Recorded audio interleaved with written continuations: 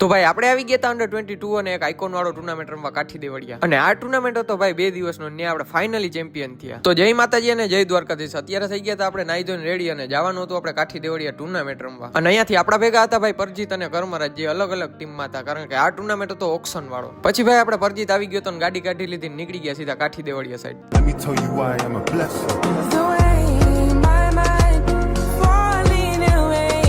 પછી પડાણા પહોંચીને ભાઈ આપણે પૃથ્વીરાજને યોગીને લઈ લીધા અને પહોંચી ગયા સીધા ગ્રાઉન્ડે. અને પેલો જ મેચ આપણો હતો એટલે સામેવાળા ટોસ જીતીને આપણે પેલું બેટિંગ આપ્યું હતું. અને પેલા જ મેચમાં ભાઈ આપણે ટુર્નામેન્ટનો હાઈ સ્કોર બનાવ્યો હતો 101 રનનો. અને પછી ઈ મેચ તો ભાઈ આપણે વન સાઈડ જીતી ગયા હતા.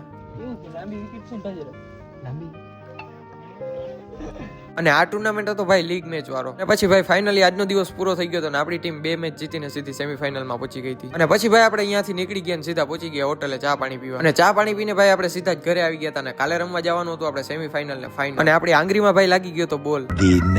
પછી ભાઈ બીજા દિવસની સવાર પડી ગઈ હતી અને અમે નીકળી ગયા હતા સીધા કાઠી દેવડિયા. અહીંયા પહોંચીને ભાઈ પછી આપણો મેચ આવી ગયો. અને સામેવાળી ટીમે ટોસ જીતીને આપણે પેલું બેટિંગ આપ્યું. અને આપણે ભાઈ ફર્સ્ટ બેટિંગ કરીને 78 નો ટાર્ગેટ દીધો. અને ઈ મેચ ભાઈ આપણે 35 રનથી જીતી ગયા હતા અને સીધા પહોંચી ગયા ફાઇનલમાં. અને પછી ભાઈ આપણા ઓનર લઈ આવતા બધા માટે નાસ્તો.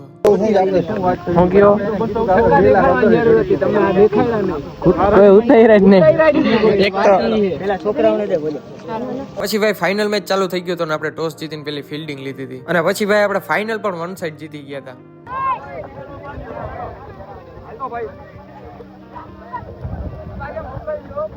અને પછી ભાઈ આપણે થોડા ઘણા ફોટોસ પાડ્યા અને થોડુંક સેલિબ્રેશન ના વિડીયો બનાવ્યા. અને પછી થોડીક વારમાં આપણે ત્યાંથી નીકળી ગયા અને સીધા પહોંચી ગયા ચા પાણી પીવા. કંઈક બોલો 2 શબ્દ. આ ટુર્નામેન્ટ બહુ સારો હતો, બધા છોકરાએ મહેનત કરી, મહેનતથી મેચ જીતી ગયા હતી. તો આ મિની વ્લોગને ભાઈ આપણે અહીંયા જ એન્ડ કરી છે. હવે આપણે મળીએ સીધા નેક્સ્ટ મિની વ્લોગમાં.